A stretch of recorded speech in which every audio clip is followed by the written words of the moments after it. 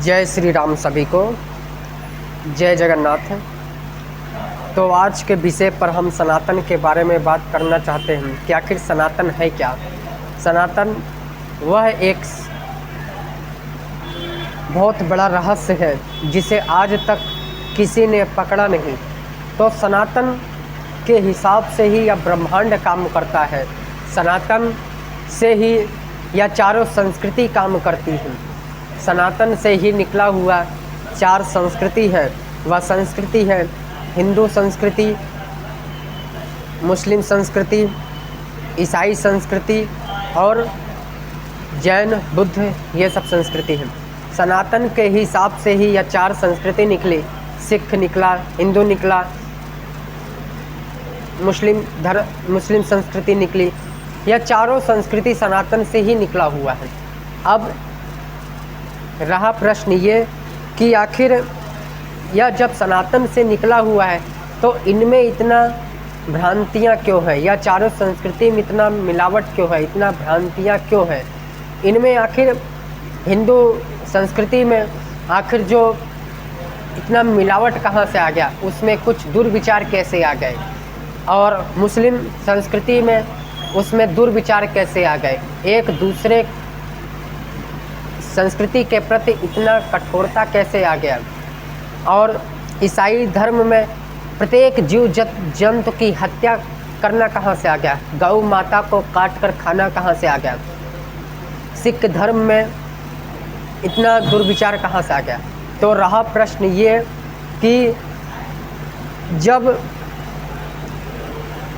आने वाले समय में जब यह ग्रंथ की रचना की जा रही थी तो उनमें कुछ खराब तत्व के कारण, कुछ क्या बहुत सारे खराब ऐसे तत्व के कारण अनेकों बदलाव किया गया, अनेकों शब्द को बदल दिया गया, जिससे कि लोगों में भ्रांतियाँ उत्पन्न हो और एक दूसरे में घृणता उत्पन्न हो। इसलिए यह चारों संस्कृति में बदलाव किए गए।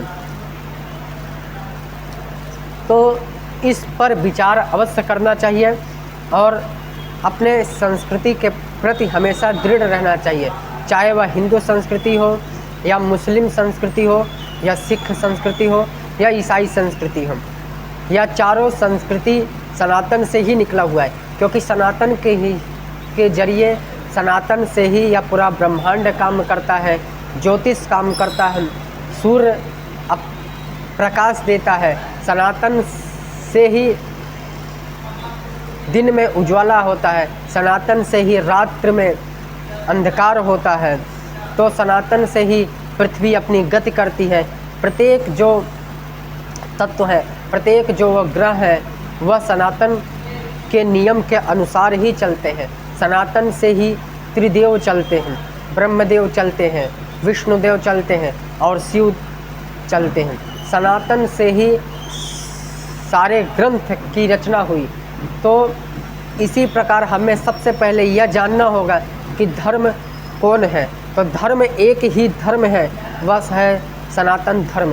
सनातन धर्म को ही आगे ले जाना है और प्रत्येक मनुष्य को, इस पूरे विश्व को आने वाले समय में पूरा विश्व 3 से 4 से सालों में पूरा विश्व सनातन के ज्ञान पर, सनातन धर्म पर नतमस्तक होगा। और यह चारों जो संस्कृति है, यह चारों संस्कृति नष्ट होगी, क्योंकि संस्कृति हमेशा बदलती रहती है। हर युग में संस्कृति बदलती है। त्रेता में संस्कृति अलग थी, द्वापर में संस्कृति अलग थी और कलयुग में संस्कृति अलग है। पूजा पद्धति भी अलग होती है। त्रेता युग में पूजा पद्धति अलग थी, द्वापर युग में पूजा पद्धति अलग है और कलयुग में भी पूजा पद्धति अलग है। तो आइए इसी विषय पर हम बात करते हैं कि यह जो 4 युग बना, सतयुग, त्रेता युग, द्वापर युग और कलयुग, क्या त्रेता युग में पूरा प्रकृति अंत हो गया? तो जी नहीं, त्रेता युग में पूरा प्रकृति पृथ्वी का अंत नहीं हुआ था। क्या द्वापर युग में पृथ्वी का अंत हो गया? तो जी नहीं, पूरा प्रकृति पृथ्वी का अंत नहीं हुआ था। कलयुग आने वाले समय में जो कलयुग का अंतिम स्टेज चल रहा है, अंतिम चरण चल रहा है, क्या पूरा पृथ्वी अंत हो जाएगा? तो यह भी नहीं होने वाला। जिस प्रकार त्रेता युग में बदलाव आया था, सतयुग से त्रेता युग में बदलाव आया, फिर त्रेता युग से द्वापर युग में बदलाव आया, फिर द्वापर युग से कलयुग में बदलाव आया। इसी प्रकार कलयुग अंतिम चरण चल रहा है। धीरे धीरे आने वाले समय में परिवर्तन होगा और एक समय ऐसा आएगा कि पूर्ण रूप से पूरा विश्व सनातन हो जाएगा और अंत में सतयुग की स्थापना होगी अंत कलयुग में।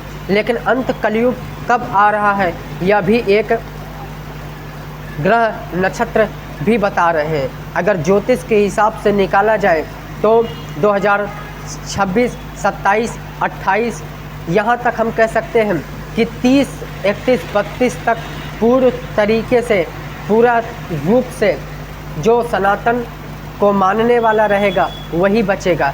सनातन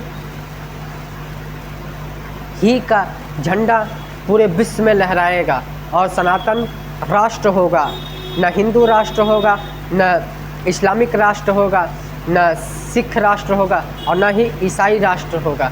तो सिर्फ राष्ट्र होगा और वो राष्ट्र होगा सनातन राष्ट्र, सनातन धर्म होगा। तो इसी प्रकार यह पृथ्वी पर जितने मनुष्य हैं इस वार्ता को, इस बात को जितनी जल्द समझ लें उनके लिए ही अच्छा होगा, क्योंकि प्रकृति आने वाले समय में वह अपने लेवल पर इस पृथ्वी को संतुलित करेगी, जिससे जो मनुष्य पृथ्वी प्रकृति के नियम अनुसार चलेगा वही प्रकृति उसका साथ देगी।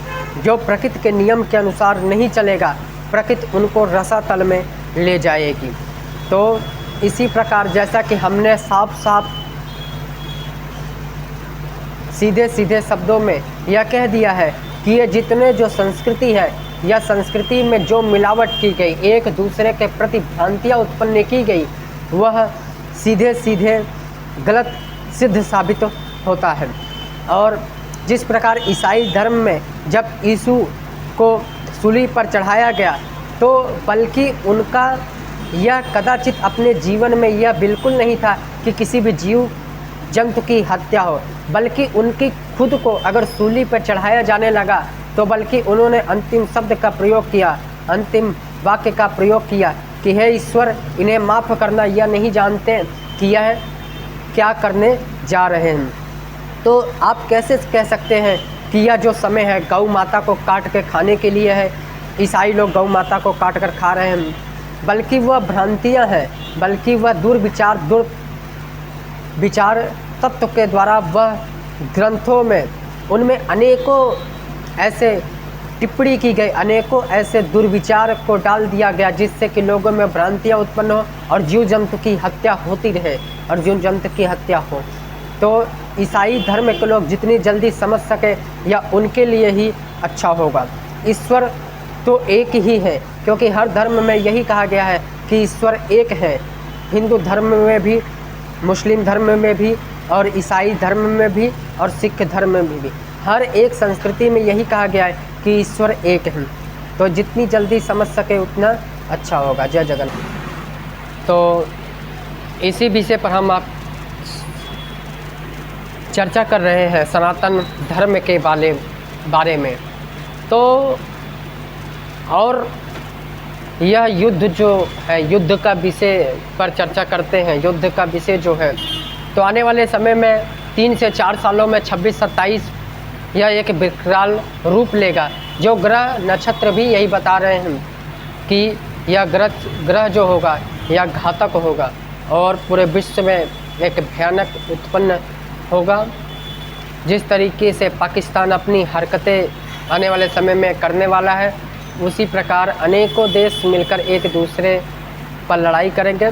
जो अपने आप को बहुत बुद्धिजीवी समझते हैं, बहुत ज्ञानी समझते हैं, उनको लगता है कि विश्व में ऐसा कुछ नहीं होने वाला है। उनको लगता है कि आने वाले समय में प्रकृति कुछ नहीं करने वाली है। अभी तो 4,32,000 वर्ष है। तो वह अपना भ्रम जल्द से जल्द 3 से 4 सालों में उनका भ्रम टूटता हुआ नज़र आएगा और वह पूरी तरीके से वह अपने आप को फिर कष्ट में अपने आप को पाएंगे और फिर बाद में उनको पछताने के सिवा और कुछ नहीं नज़र आएगा। सिर्फ यही उनको दिखेगा कि काश हम इस प्रकृति के नियम को समझ लिए होते, काश हम मालिका ग्रंथ का अपमान न किए होते, काश हम मालिका को मान लिए होते। तो यह सीधे सीधे ग्रह नक्षत्र पर निर्भर करता है, सीधे सीधे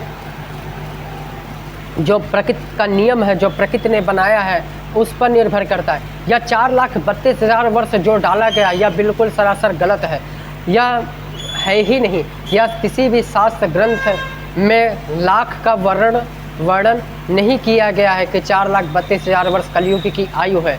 अगर पूरी तरीके से उस हिसाब से योग किया जाए, उस हिसाब से गणित के हिसाब से अगर कोई महान ज्ञानी हो, बुद्धिजीवी हो, तो वह पूरा तरीके से योग निकाले तो सीधे सीधे आके गिरता है 26, 27, 28, 29, 30, कुल मिला के 5,500 वर्ष यही कलयुग की आयु, कलयुग का जो अवधि जो है यही गिरता है। तो धीरे धीरे परिवर्तन होगा और विचारों में परिवर्तन होगा। जो मानेगा वह ठीक है, जो नहीं मानेगा आगे आने वाले समय में उनके साथ ऐसी ऐसी घटनाएं होने वाली है जिसका उन्होंने कभी भी सोचा भी नहीं होगा, और वह अपने में ही मस्त रहेंगे। पर लेकिन आने वाले समय में यह जो विश्व की आग है, यह विश्व की आग उनके घर तक भी पहुंचेगी। तो इसीलिए आप सब सतर्क हो जाए। जय जगन्नाथ, जय श्री राम।